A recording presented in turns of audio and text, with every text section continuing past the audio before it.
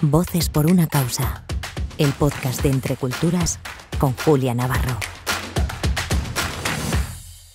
Pues bienvenidos a todos a Voces con una causa, el programa semanal de Entre Culturas en el que nos acercamos a sus proyectos y a la labor incansable que realizan por hacer de este mundo pues, un lugar más justo y solidario.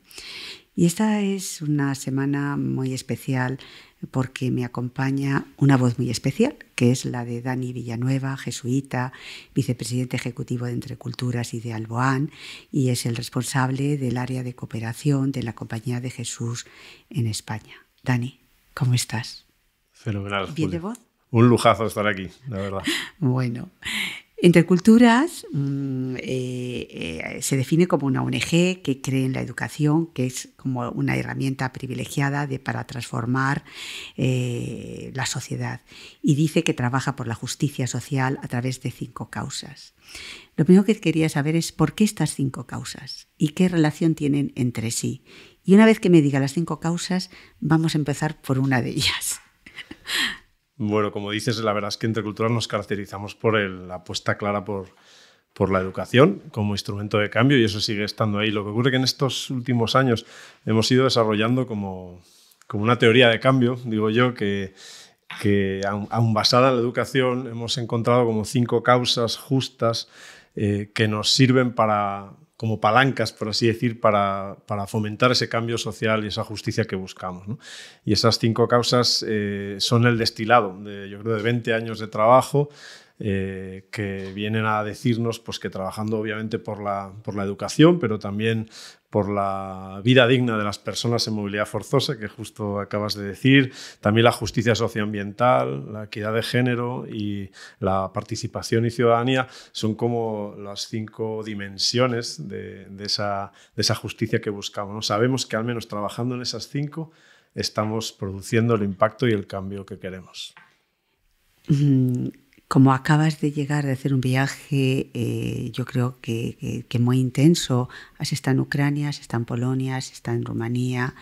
Yo quisiera saber, y una de esas 5 causas es la migración y los refugiados, que quería que me dieras una impresión de lo que has visto estos días y qué está haciendo Entre Culturas sobre el terreno. Bueno, pues me pillas en caliente, vamos. Claro, por eso. Ayer mismo llegué allá y todavía creo que tengo la voz todavía ronca de hablar tanto en estos días y dialogar con tanta gente, ¿no?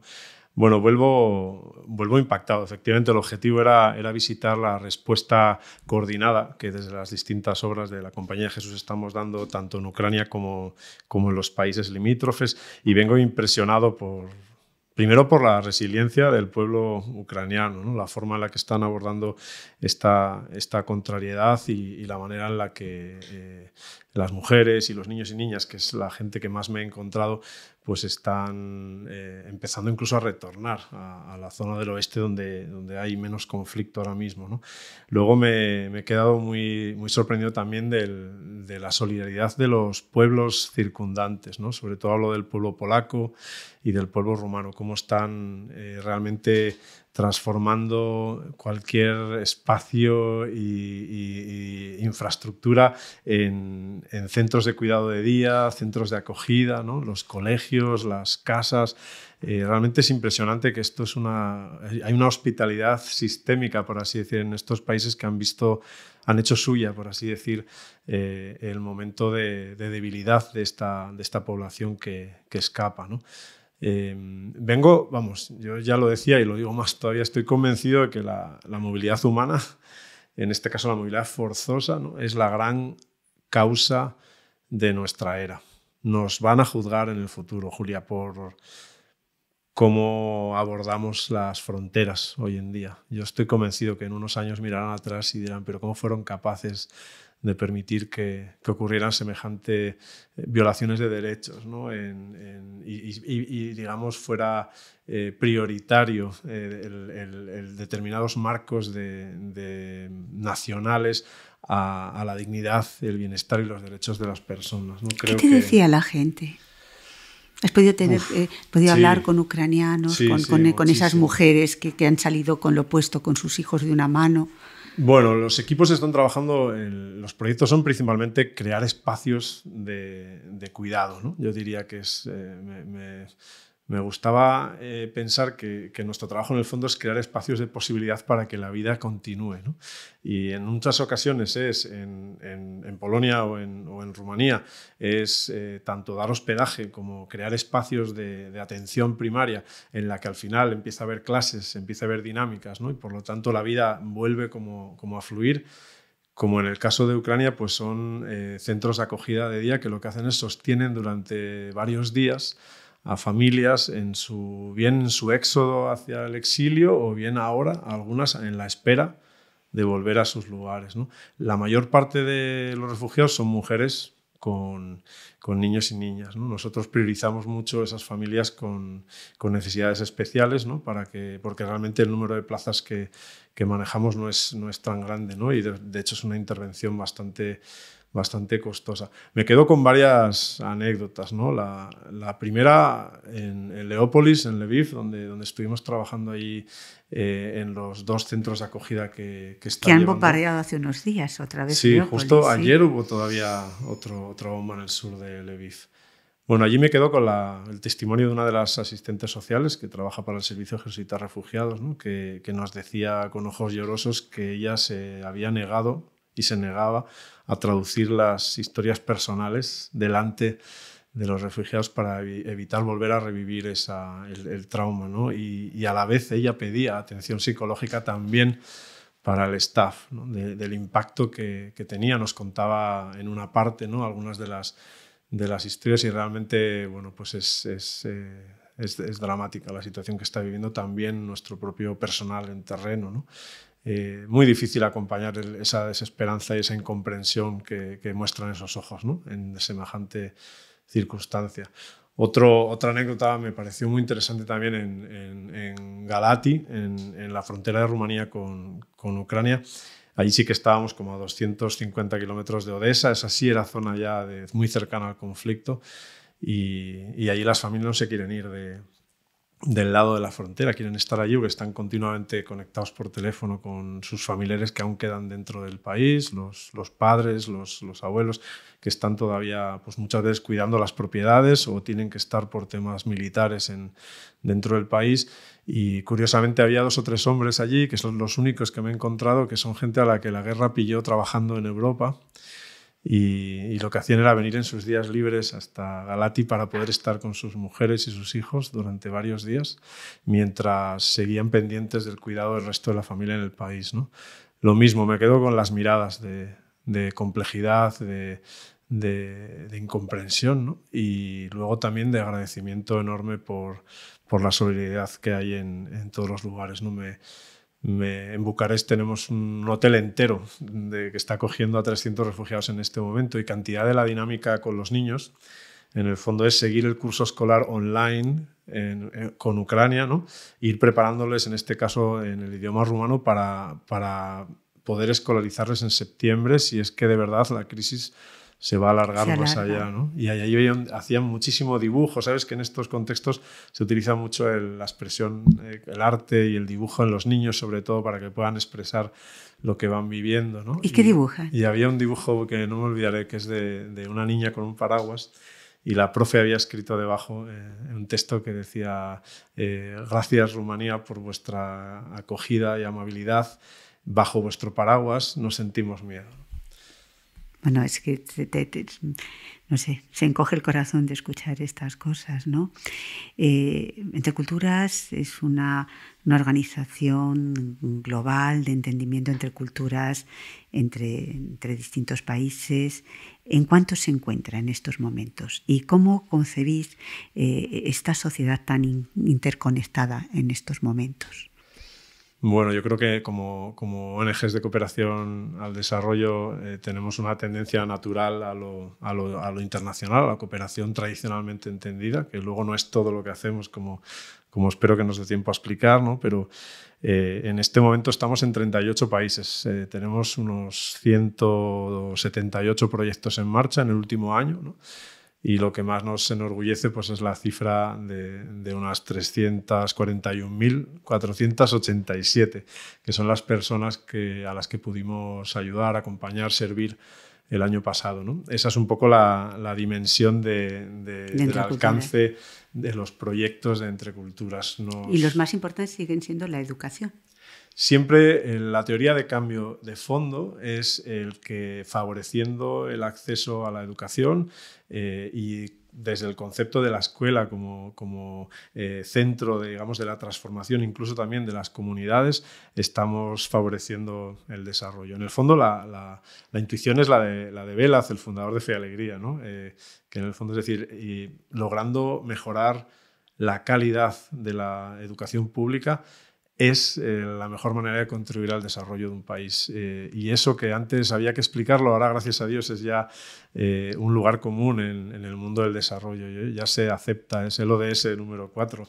En el fondo es la comprensión de la educación como instrumento de cambio que está aceptadísimo y que Entre Culturas llevamos trabajando los últimos 20 años. Ya tenemos 2 causas, migración y refugiados, la educación. ¿Cuál sería para ti la tercera causa? Bueno, la tercera causa, digamos, en importancia sería la justicia. Aunque no vayan por orden. Sería la justicia socioambiental, bueno, pues la ecología, la sostenibilidad. Yo creo que ese es otro tema clave en nuestro trabajo actualmente, ¿no? Y bueno, hace poco más de un mes hemos lanzado la campaña Somos Amazonía, como sabrás, Julia, en el fondo que intenta movilizar la ciudadanía pues contra el cambio climático, defender la Amazonía y proteger a los pueblos que la habitan, ¿no? Para nosotros trabajar por la ecología y por esta justicia, digamos, social y ecológica, tiene que ver con el aprendizaje de todos estos años trabajando con las poblaciones más vulnerables de América Latina, de África y ahora de Asia, ¿no? Hemos aprendido de ellos que no existe una crisis social y una crisis ecológica, sino que van intrínsecamente unidas. Y eso, bueno, pues nos ha marcado mucho como organizaciones, ¿no? Por eso creemos que para generar esas relaciones económicas y sociales justas, pues es fundamental una base de justicia socioambiental. Y ahí estamos poniendo muchísimo esfuerzo, y nuestras campañas siempre incluyen ya el cuidado del planeta, el cultivo de un estilo de vida que de alguna manera nos oriente al bien común y a la solidaridad, ¿no? Que es una forma integral de concebir el cambio, ¿no? Hace ya mucho tiempo que nuestras organizaciones no intentan ayudar a gente que lo necesita, ¿no? Lo que hacemos es fomentar el cambio y la justicia social, y eso pasa por un cambio también radical en las sociedades digamos, en las que estamos establecidos, en este caso España, ¿no? Y ahí nos ha influido mucho el Papa. No te voy a negar que la encíclica de Laudato Si ha sido clave, ¿no? Ha sido una guía. Ha sido una llamada de atención mundial, y bueno, a mí me gusta verla como una llamada de atención a un diálogo que tenemos que tener todos y todas juntas sobre de qué forma estamos construyendo el futuro, ¿no? Y esto para nosotros es un marco clave para seguir trabajando. Y otra causa es la equidad, que eso también nos distingue de otras organizaciones. Que una de las 5 causas sea la equidad, a mí siempre me ha llamado mucho la atención, y me gustaría muchísimo que me hablaras de ello. ¿Por qué? ¿Por qué de repente Entre Culturas coge esa bandera? ¿Qué es lo que le llega a tener esa sensibilidad por algo tan importante como es la equidad y como es la igualdad entre niños y niñas? Bueno, yo diría que no es una bandera nueva para Entre Culturas en absoluto. Llevamos muchísimos años es mucho tiempo, trabajando en ello. Pero es una seña de identidad muy vuestra. Bueno, lo que nos ha ocurrido, yo creo que también, igual que nos pasaba con el aspecto de la dimensión ecológica, yo diría que de nuestro trabajo con las comunidades más vulnerables hemos aprendido también la importancia de trabajar la equidad de género y la protección, especialmente de las niñas, ¿no? Como instrumento incluso de mucho mayor impacto en nuestro trabajo, ¿no? Creo que obviamente la equidad de género es parte esencial de nuestro concepto de derechos, ¿no? Y en eso nunca ha habido ninguna duda, pero sí hemos aprendido en estos años que como instrumentos de desarrollo tenemos que hacer un énfasis especial en la protección de las niñas, ¿no? Y que eso nos lo pedía naturalmente el trabajo con las comunidades, y también nos lo lo hemos ido desarrollando como otra de las grandes palancas para mejorar nuestro impacto y el cambio que realmente deseamos, ¿no? Ahí la luz de las niñas, que es uno de los programas, de mis programas favoritos de Entre Culturas. Pero ¿qué problemas os encontráis en las distintas comunidades, en distintos lugares del mundo, cuando de repente planteáis esas políticas de equidad que a veces no son fáciles de implementar en determinados lugares donde hay una cultura y una escala de valores en que las niñas, eran un punto y aparte? Bueno, yo diría que los problemas son los mismos que en nuestras sociedades, lo que pasa es que a lo mejor están más evidenciados, ¿no? O aquí los tenemos más ocultos, o tenemos, yo creo que más elaborado el discurso, ¿no? Yo en eso me parece que estamos abordando una problemática que es universal, ¿no? Lo que nos ocurre a nosotros es que el trabajo a través de la educación, ¿no? Y el acceso, por así decir, a la dinamización de claustros escolares o de liderazgos comunitarios nos lleva en muchísimos casos a poder abordar la temática, ¿no? de género, por ejemplo, en las cifras de la atención escolar o de la sanidad, y ahí es muy fácil hacer la comparativa entre géneros, ¿no? o digamos, vislumbrar enseguida la inequidad de acceso a la educación o la cantidad de niñas que acaban dejando la escuela antes de tiempo, o el impacto que tiene en las comunidades, ¿no? En los matrimonios forzados, ¿no? O los embarazos no deseados, o la violencia en general, la violencia en todo tipo de violencia, pero la violencia sexual también, ¿no? Esto nos hace poder abordar estos problemas de manera mucho más sistemática, que quizá podemos a veces hacer aquí, ¿no?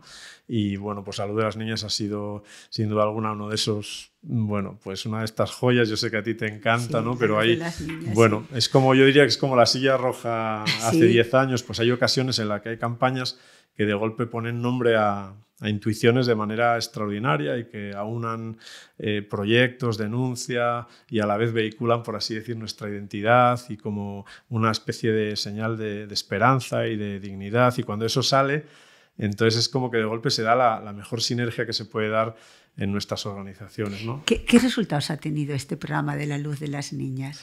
Bueno, pues está en marcha desde el año 2012 ya, es un programa veterano y han participado ya más de 32.000 niñas, ¿no? de distintos países de África y de América Latina, ¿no? Niñas que tenemos identificadas como de alto riesgo de sufrir violencia, con el que pretendemos disminuir esa amenaza de violencia física, psicológica y sexual, ¿no? Ahí nos ha ayudado muchísimo gente como Rosalén, ¿no? Nos ha movido mucho la causa.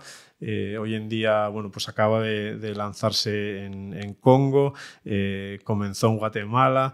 Las niñas que se han ido vinculando a esta campaña, es precioso cuando vas a terreno y visitas las escuelas, ellas mismas se identifican con la luz de las niñas, ¿no? Hay una serie de ellas que sirven de ejemplo y crean una especie de role model para el resto, ¿no? Ellas mismas se autodenominan niñas colibrí, ¿no? Como símbolo de la fragilidad, pero a la vez de la resistencia para volar y llegar lejos, ¿no? Creemos realmente que con este tipo de campaña y trabajando sobre la infancia y la juventud estamos construyendo esas sociedades del futuro en el que esperemos no se repitan los mismos patrones que han llevado a estas situaciones de desigualdad y de injusticia.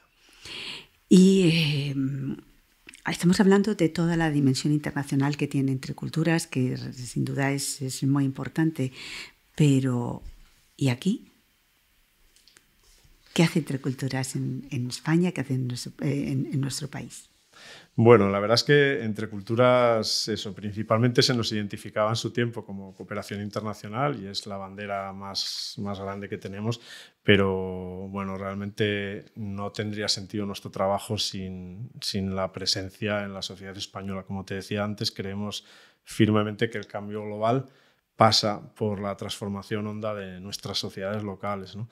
Así que en nuestro país, Entre Culturas está presente en 27 delegaciones, en 13 comunidades autónomas, principalmente promoviendo voluntariado como cauce de participación esencial, ¿no? No solamente tenemos proyectos de cooperación, también desde estas 27 delegaciones hacemos muchísimo trabajo de sensibilización, movilización, que yo diría es el corazón de Entre Culturas en nuestro país, ¿no? En esas sedes se da el activismo, se da las personas que de alguna manera creen que otro mundo es posible, ¿no? Y que Entre Culturas es uno de los catalizadores para esa reflexión y esas posibilidades de acción, ¿no? Por eso trabajamos muchísimo aquí en lo que llamamos la construcción de una ciudadanía global, ¿no? Creemos firmemente en que parte de nuestra propuesta de cambio tiene que ver con hacernos corresponsables de la realidad mundial, que va mucho más allá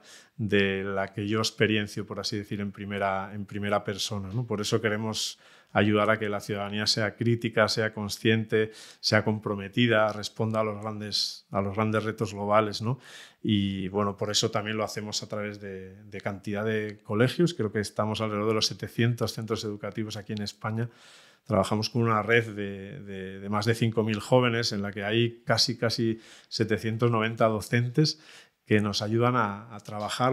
Es la red de jóvenes solidarios. Lo que hacemos es, con una metodología de Design for Change, que en el fondo nos ayuda como a plantear, los niños y niñas aprenden a sentirse actores de su propio ecosistema, de su propia historia, de su propio contexto. Entonces identifican las injusticias, proponen soluciones, y eso lo hacen bajo la tutoría de un profesor, primero a nivel de colegio, luego a nivel de barrio, a nivel de ciudad, a veces en comunidad autónoma. Ya hemos tenido los encuentros globales de la red de jóvenes, que no solamente abarcan España, sino también otros países como Honduras, Guatemala, en el que estamos también trabajando con la misma metodología, ¿no? ¿Y qué pasa?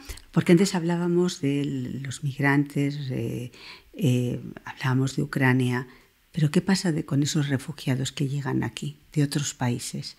No exactamente en estos momentos estamos todos focalizando pues toda la angustia en lo que está pasando en Ucrania, pero continuamente vienen refugiados de otras partes del mundo y llegan a España. ¿Qué hace Entre Culturas? ¿Cómo les ayuda? Bueno, en España, a nivel de intervención social, que es lo que estás, digamos, preguntando, trabajamos siempre de la mano del sector social de los jesuitas en España. En el caso concreto que preguntas, en España tenemos una red que se llama Servicio Jesuita a Migrantes, que trabaja, entre otros muchos temas, también con lo que es el seguimiento y la acogida y la integración de migrantes y refugiados, ¿no? En los próximos días van a presentar un informe de seguimiento de los centros de internamiento para extranjeros, que, como sabes, son uno de los puntos complejos del sistema de acogida en España, ¿no?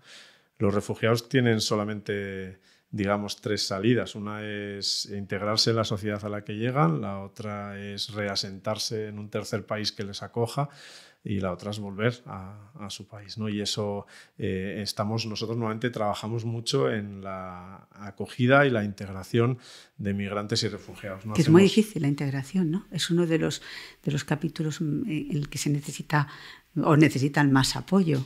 Realmente es un tema curioso, por eso digo que nos van a juzgar en el futuro, porque es un tema enormemente necesario. O sea, las cifras hablan de la necesidad que tenemos en nuestras sociedades europeas de una inmigración capaz de entrar, digamos, de forma natural al sistema, que permita que siga funcionando nuestro estado del bienestar. Las cifras hablan por sí mismas. Demográficamente es necesaria esa población llegando a formar parte de nuestro sistema social y productivo. Eso es así. Y en cambio hay una politización del tema que se utiliza sin duda alguna con fines políticos y electorales. Es decir, hay un estudio claro en que el miedo al distinto, el miedo a lo diferente y el miedo a la amenaza externa es, iba a decir, visceral en el ser humano, y eso se utiliza una y otra vez, y en España estamos siendo conscientes y muy, muy claramente. España y el resto de Europa, ¿eh? Estamos ahora en un momento en el que posiciones populistas están estigmatizando al migrante y al refugiado para conseguir la fidelidad o el vínculo de determinada población que, ante un desconocimiento, ante una falta de una narrativa mucho más integradora, mucho más esperanzadora, mucho más abierta, pues sienten ese miedo, ¿no? Es el clásico: vienen a robarnos el trabajo, no se van a integrar. Es una mirada cargada de prejuicios. Yo creo que en eso estamos haciendo muchísimo esfuerzo, tanto Entre Culturas como Alboan, como el SJM. Estamos en España haciendo mucho esfuerzo en esas narrativas mucho más optimistas y constructivas, ¿no? Que en el fondo parten de la base de que Europa no va a poder ser un oasis de, digamos, de paz en el medio del conflicto, sino que el futuro lo tenemos que construir juntos y lo tenemos que construir a base de integración de estas poblaciones. Curiosamente, España tiene además en la historia y en nuestra tradición, ¿no? Hemos salido muy bien de épocas de inmigración masiva enorme, ¿no? En el caso latinoamericano, por ejemplo. En cambio ahora, bueno, es verdad que se trata de culturas más distintas, de religiones diferentes. Bueno, creo que hay un reto que es muy técnico.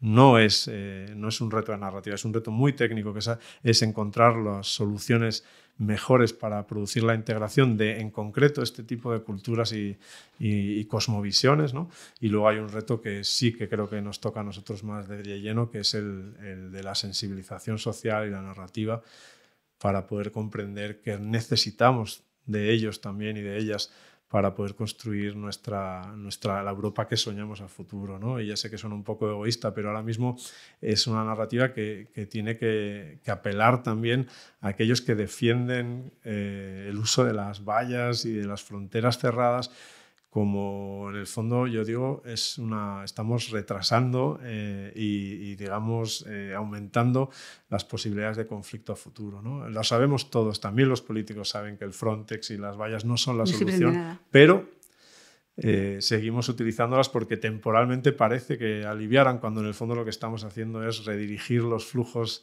de migración forzosa a vías probablemente más inseguras, más arriesgadas, ¿no? Y por lo tanto metiendo a esta población en situaciones de mayor vulnerabilidad todavía. ¿Sabes una cosa que me gusta mucho de Entre Culturas? Cuando habláis del medio ambiente como una de las causas y habláis de la casa común, la tierra como casa común.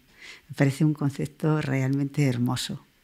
Nuestro trabajo tiene mucho que ver con el concepto de bien común, ¿no? Creo que casa común es un término que ha utilizado muchísimo el Papa Francisco al hablar de la ecología, y que en el fondo tiene que ver con este deseo que tenemos de poder recuperar como la fundación o las bases, ¿no? de ese bien común al que estamos llamados todos y todas, ¿no? Esta es la parte, yo creo, que más compleja de nuestro trabajo, que tiene mucho que ver también con la educación y con la juventud, ¿no? Cómo lograr que el niño o la niña que acaba el colegio comprenda, ¿no?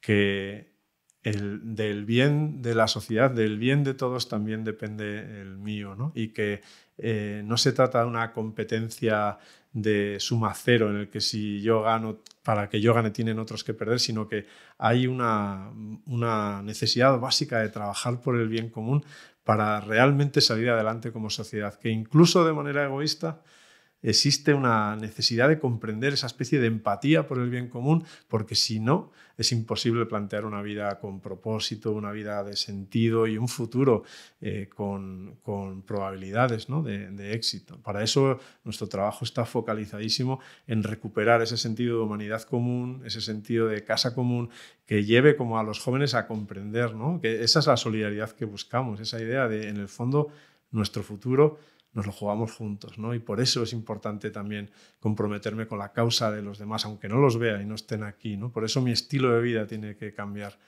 No porque yo sea generoso, sino porque es de justicia y lo necesito para garantizar ese futuro que soñamos todos y todas. Si tuvieras que añadir una sexta causa a las 5 causas, ¿cuál sería el desafío? ¡Wow! O sea, después de mucho trabajo hemos llegado a esa síntesis de las 5, ¿no? Y ahora vengo yo y te digo, pues... O sea, creo que hay una de fondo que si me preguntas cuál sería, yo diría la causa del sentido, la causa del propósito, ¿no? La causa del motivo. Creo que normalmente nosotros trabajamos siempre desde las dimensiones de justicia social. Yo creo que de fondo hay una causa de la que no hablamos claramente, pero está de fondo, transversal a todas, que tiene que ver con esa dimensión de sentido, profundidad, propósito en la vida. Sin eso es imposible hablar de lo demás, ¿no? Por eso, en el fondo, todo nuestro trabajo lo que intenta es generar, como decía antes, una ciudadanía consciente de quién soy, consciente de para qué estoy aquí, consciente de qué es lo importante en la vida, consciente de qué significa en el fondo tener éxito, ¿no? Consciente de qué es lo bueno, qué es lo bello, ¿no? Qué es lo verdadero. Y eso yo creo que está de fondo en todo nuestro trabajo y probablemente sería, si me lo pones de esa manera, nuestra sexta causa. Pues gracias, Dani, por acercarnos a estas 6 causas que son el motor de solidaridad para hacer de este mundo pues un lugar donde todos podamos vivir en paz. Y gracias a todas las personas que nos siguen y nos escuchan, y hasta la semana que viene. Voces por una causa, el podcast de Entre Culturas con Julia Navarro.